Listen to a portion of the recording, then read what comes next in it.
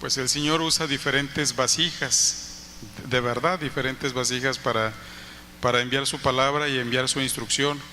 Así es que lo que nos toca a nosotros, los que escuchamos, es solamente buscar la forma de retener la instrucción de Dios, y yo he encontrado una forma fácil de retenerla escribiendo. Así es que yo le pido que saque su libreta y saque su pluma por ahí y esté atento a lo que el Señor le esté diciendo. Y el Señor ha usado una vasija, ahora estará usando una vasija que es la vida de nuestro hermano Carlos Contreras, que es quien nos trae la palabra de esta tarde. ¿Está bien? Entonces tenemos por ahí ya nuestros cuadernos listos para anotar la palabra que el Señor tiene para nosotros en esta mañana. Carlos, ¿no ocupas esto?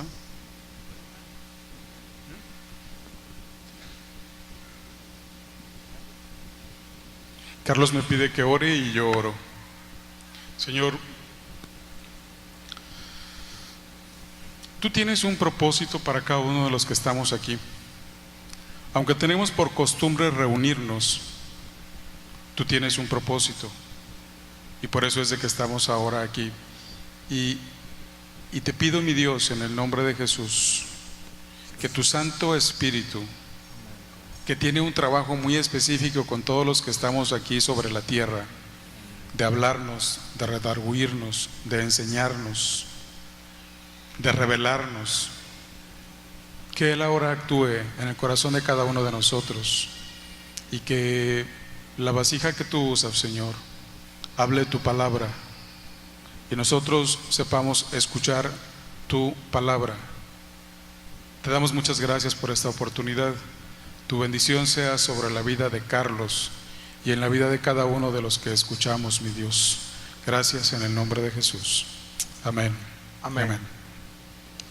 Abra su Biblia en el libro de Marcos, capítulo 6. Marcos, capítulo 6, versículo 32.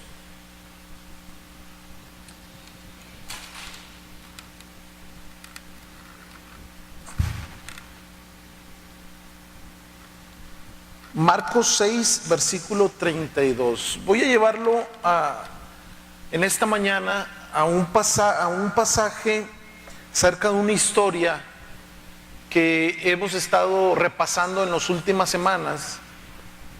Es una palabra que Dios ha traído a esta congregación a través de nuestro pastor, y es un proceso en el cual Jesucristo estuvo expuesto con sus discípulos, pero también con ciertos seguidores. Y lo que yo quiero mostrarle esta mañana son principios muy prácticos. No entraré a la teología del milagro, nada de ello. Simplemente quiero dejarles principios muy prácticos en el proceso de Jesucristo con sus discípulos. Iniciando en el versículo 32 de Marcos capítulo 6, dice la palabra: y se fueron solos en una barca a un lugar desierto, pero muchos los vieron ir y le reconocieron, y muchos fueron allá a pie desde las ciudades, y llegaron antes que ellos y se juntaron a él. Y salió Jesús y vio una gran multitud, y tuvo compasión de ellos, porque eran como ovejas que no tenían pastor, y comenzó a enseñarles muchas cosas. Cuando ya era muy avanzada la hora, sus discípulos se acercaron a él diciendo: el lugar es desierto y la hora ya muy avanzada. Despídelos para que vayan a los campos y aldeas de alrededor y compren pan, pues no tienen qué comer. Respondiendo él les dijo: dadle vosotros de comer.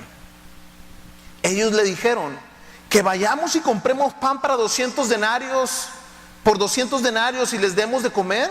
Él les dijo: ¿cuántos panes tenéis? Id y vedlo. Y al saberlo dijeron: 5 y 2 peces. Y les mandó que hiciesen recostar a todos por grupos sobre la hierba verde. Y se recostaron por grupos de 100 en 100 y de 50 en 50.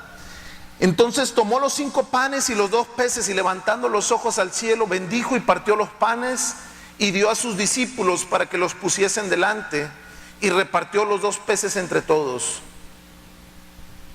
Y comieron todos y se saciaron, y recogieron de los pedazos 12 cestas llenas, y de lo que sobró de los peces, y los que comieron eran 5,000 hombres. Amén. Como le comentaba, quiero tocar unos principios muy prácticos durante este proceso que vivieron los discípulos con el maestro. Pero antes que ello, yo quisiera comentarles un momento, hace un rato, y tratando de introducir a la temática del día de hoy, hace un rato estábamos en el tiempo de alabanza. Yo me paré en aquella orilla y estaba Moisés con su bandera, y estaba Moisés moviendo la bandera. Entonces yo me acerco y le digo: muévela como un 8, Moisés, muévela como un 8. Y se voltea y me ignora y se va.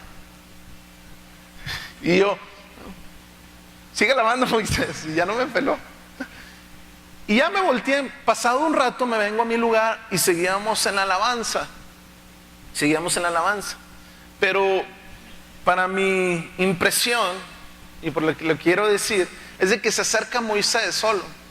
Se acerca y me dice: hermano. Le digo: ¿qué pasó, Moisés? Perdóneme por no ser obediente. No le toca el corazón eso. Ese es el hijo de Lupita. Me dice: perdóname, hermano, por no ser obediente. Y le hace... ¿Por qué le digo esto? Creo que los niños, como siempre he dicho, algo tienen que enseñarnos. Y dice la palabra en el libro de Mateo capítulo 21, versículo 16: en la boca de los niños y de los que maman, perfeccionaste la alabanza.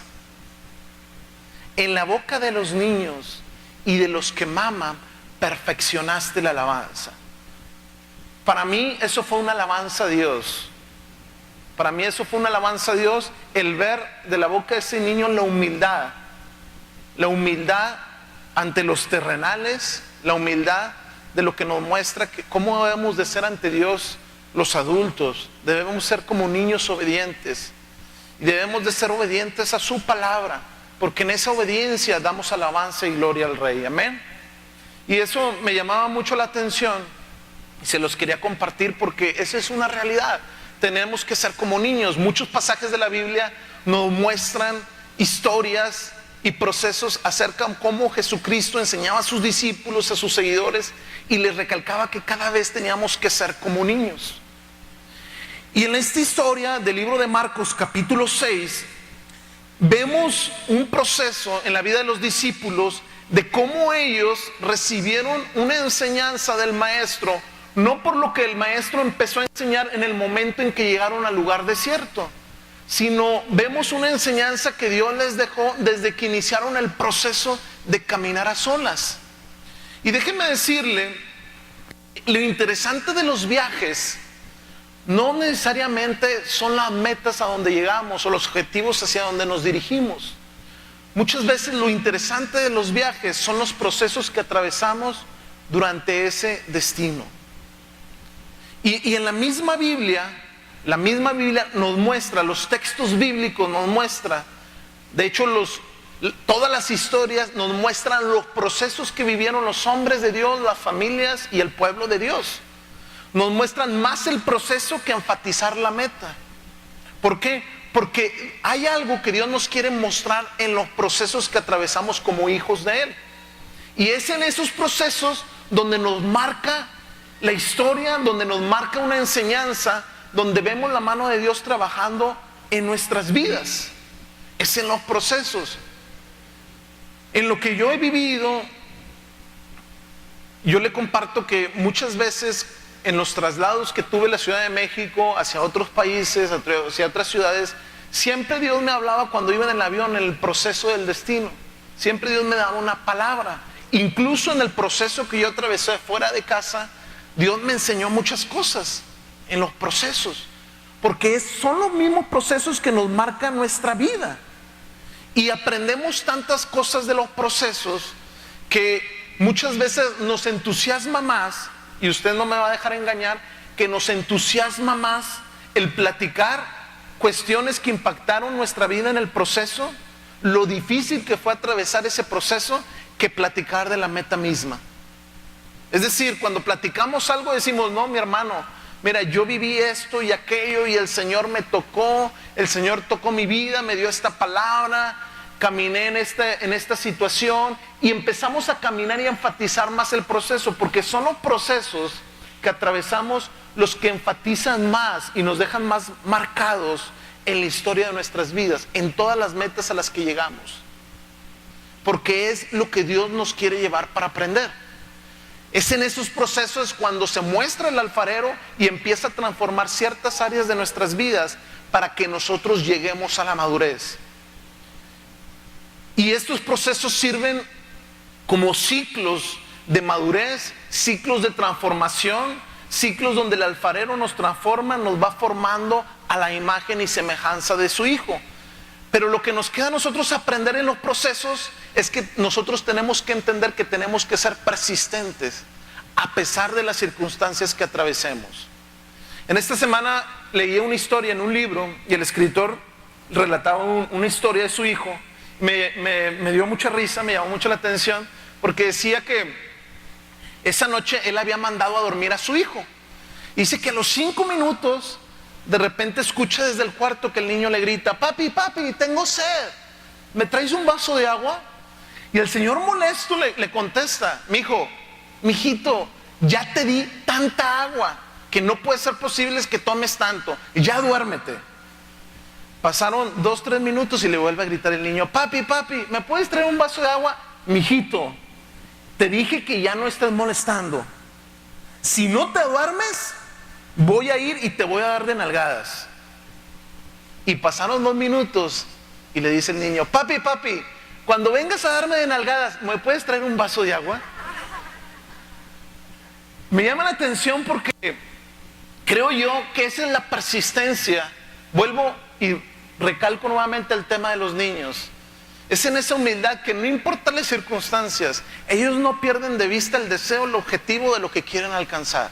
No importa lo que atraviesen. Es más, lo ven como aspectos o herramientas que ayudan para lograr el objetivo. Este niño aprovechó a su papá para que cuando viniera aún a darle de nalgadas, él recibir su vaso de agua. Y creo que como hijos, como discípulos, esta historia nos muestra un proceso que atravesaron los discípulos y aprendieron algo del maestro. No solo los seguidores, no solo los que recibieron un milagro, sino también los discípulos aprendieron muchas cuestiones importantes de lo que el maestro les enseñaba en cada proceso de su vida.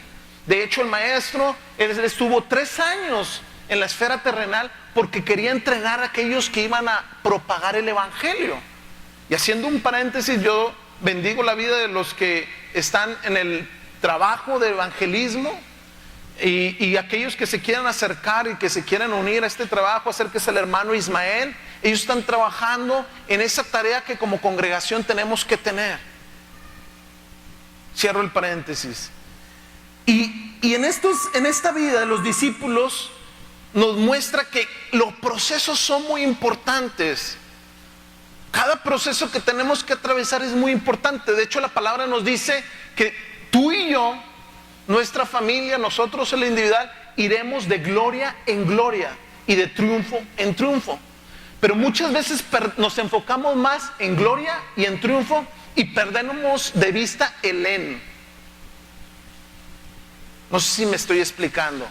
Dice la palabra, irás de gloria en gloria y de triunfo en triunfo. Es decir, esas etapas en las que pasamos de una gloria a otra muestra de gloria, son esos en donde tú y yo aprendemos tantas cosas y que tenemos que entender que tenemos que aprender a entrar en el en, a vivir en el en y a salir del en. Y es donde Dios muestra su gloria. No sé si me estoy explicando. El en es muy importante en nuestras vidas. Y el en no es otra cosa más que los procesos que atravesamos como hijos de Dios. Los procesos que atravesamos con nuestra familia. Y que no son circunstancias nada fáciles. Son procesos que tenemos que atravesar. Y que van a ser circunstancias